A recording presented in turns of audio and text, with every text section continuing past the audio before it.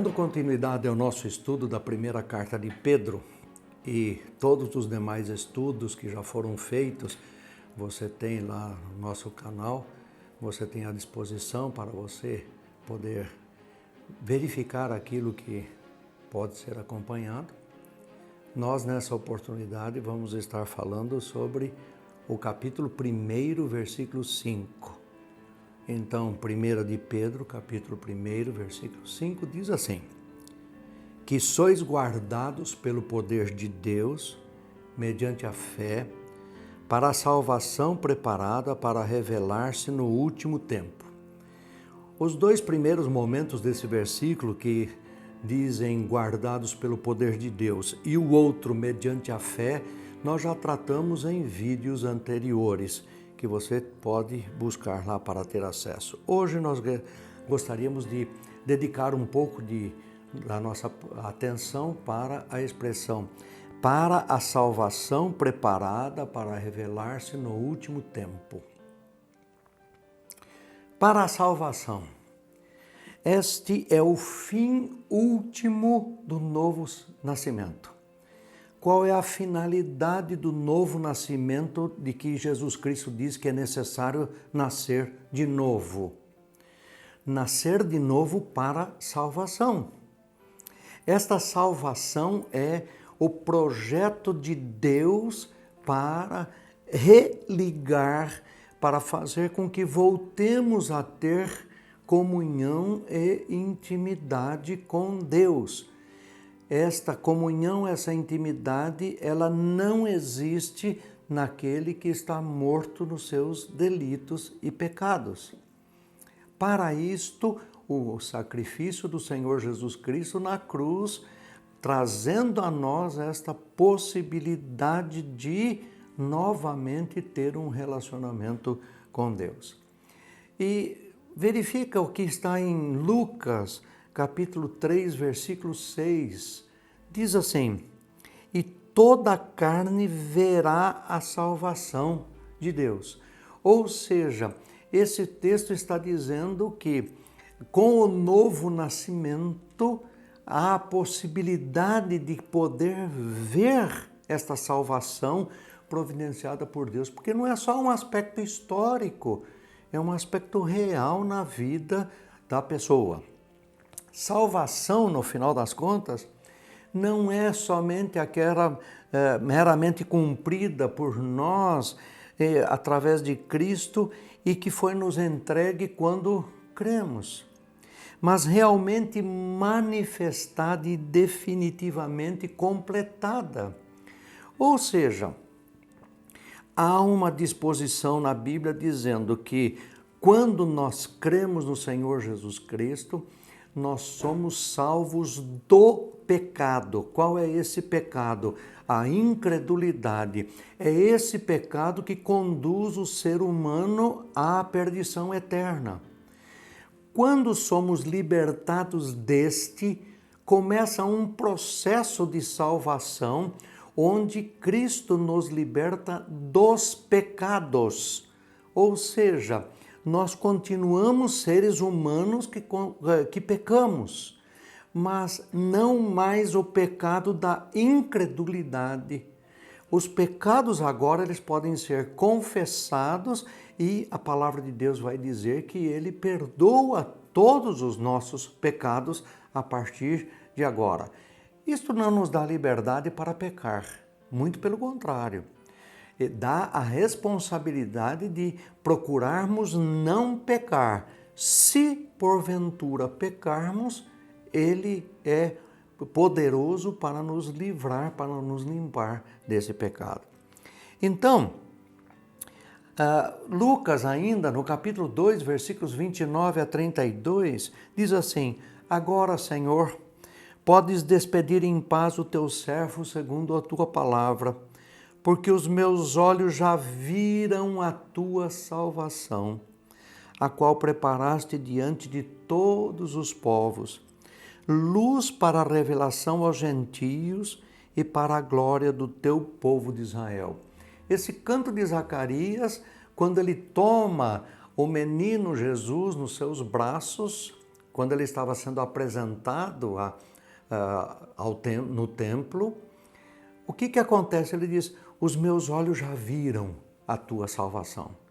Ou seja, não é um aspecto simplesmente um acontecimento, mas é um acontecimento que marca toda a vida da humanidade. Pedro não está aqui se referindo à preservação por um pequeno período. E depois, sofreu a queda, mas foi mantido a ponto de ser salvo. Ou seja, em outras palavras, o novo nascimento, esta salvação, ela é mantida pela ação de Deus na nossa vida. E é mantida até quando Ele nos chamar para a sua presença. Podemos observar aqui que Pedro, assim como Paulo, acreditava na doutrina da perseverança dos santos. Se ele não o fez, como poderia ele ter se dirigido a esses cristãos dessa maneira e disse que eles eram guardados pelo poder de Deus para a salvação? Que evidência ele poderia ter de que eles obteriam essa salvação? A menos que ele acreditasse na verdade geral de que o propósito de Deus é manter todos os que verdadeiramente se converteram? Na expressão do texto bíblico ainda, no versículo 5, diz, pronta para se revelar, preparada para se revelar. Quando Cristo for revelado, e ele vai voltar, está às portas já, a salvação definitiva será revelada. Os preparativos para isso estão sendo feitos agora e começaram quando Cristo veio.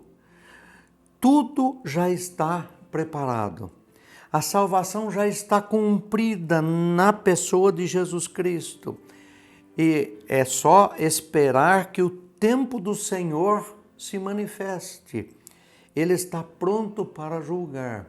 Veja o que diz Romanos, no capítulo 8, versículo 18. Ele diz assim, porque para mim tenho por certo que os sofrimentos do tempo presente não podem ser comparados com a glória a ser revelada em nós. O que é que Paulo está dizendo aqui? Paulo está dizendo que esta salvação, ela redunda em glória, e esta glória é revelada em nós na pessoa de Jesus Cristo, na presença do seu Espírito, na presença de Deus na nossa vida. Paulo ainda, na segunda carta aos Tessalonicenses, ele diz, no capítulo 2, versículo 8, ele diz assim, então será de fato revelado o iníquo, a quem o Senhor Jesus matará com o sopro de sua boca e o destruirá pela manifestação da sua vinda. Paulo está falando da segunda vinda de Jesus Cristo, onde esta ação do iníquo, esta ação da iniquidade, esta ação da descrença e mais do que isso, da rebeldia contra aquilo que está na palavra vai ser revelado. Mas também diz no último tempo, o último dia fechando o dia da graça, o dia do juízo, é o dia da redenção, da restauração de todas as coisas, mas também representa o dia da ruína dos ímpios. Ou seja, quando o mundo fechar a sua história, então será manifestado aos mundos reunidos que tal herança foi reservada para você e que você foi mantido para herdá-la. Se nós compararmos isto com Mateus capítulo 25, versículo 34, diz assim, então dirá o rei aos que estiverem à sua direita, vinde benditos de meu Pai, entrai na posse do reino que vos está preparado desde a fundação do mundo. Não é um ajeitamento que Deus está dando, mas é alguma coisa que foi preparada desde antes da fundação do mundo.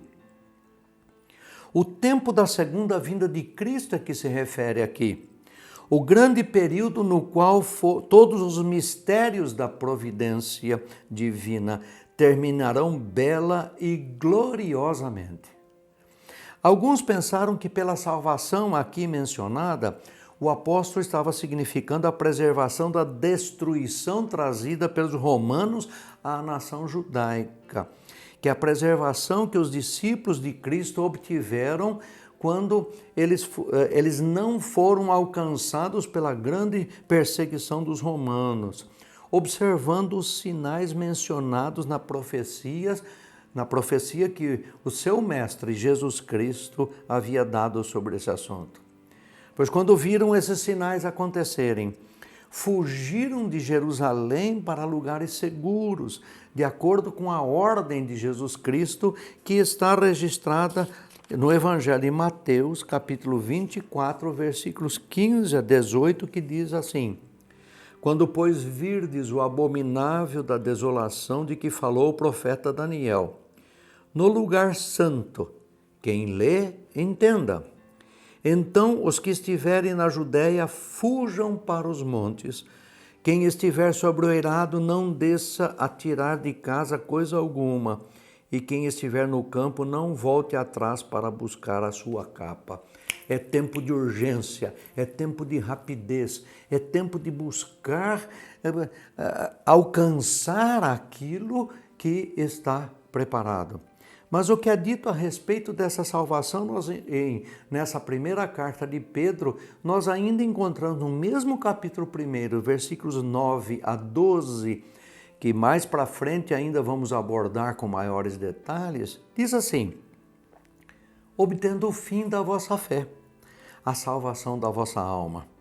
Foi a respeito desta salvação que os profetas indagaram e inquiriram, os quais profetizaram acerca da graça a vós outros destinada, investigando atentamente qual a ocasião ou quais as circunstâncias oportunas, indicadas pelo Espírito de Cristo que neles estava, ao dar de antemão testemunho sobre os sofrimentos referentes a Cristo e sobre as glórias que os seguiriam.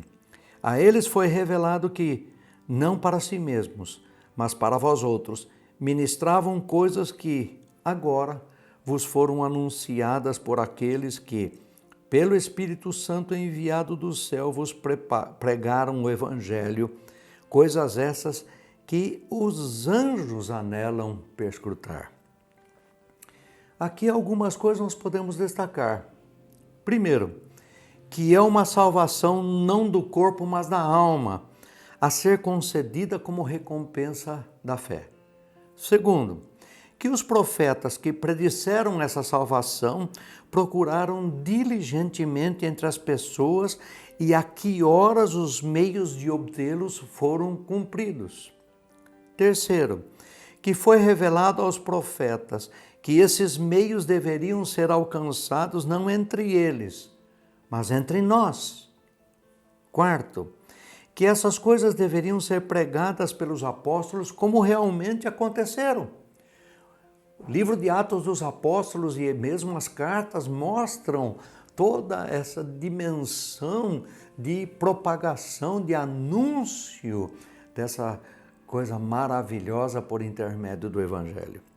Os detalhes acima mencionados sobre a salvação a ser revelada na última vez não concordam com a libertação dos cristãos da destruição de Jerusalém, mas são aplicáveis apenas à salvação dos crentes em geral da morte eterna, por uma ressurreição para uma vida imortal no céu, no momento da vinda de Cristo, quando essa salvação deve então ser plenamente revelada.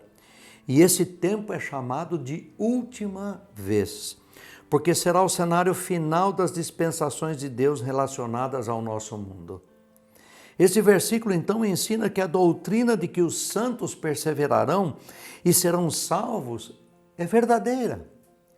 Eles são guardados pelo poder de Deus para a salvação. E como Deus tem todo o poder e os guarda com referência a esse fim, não pode ser senão que eles serão salvos. Pode ser aqui adicionado o seguinte: primeiro, que é muito desejável que a doutrina seja verdadeira.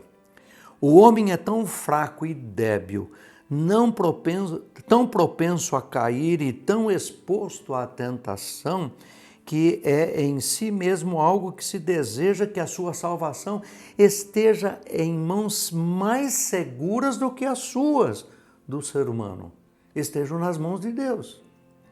Segundo, se é desejável que seja verdade, é justo inferir que é verdade, pois Deus fez todos os arranjos para a salvação do seu povo, que são realmente desejáveis e adequados. Ele preparou e fez todas as coisas para esta salvação.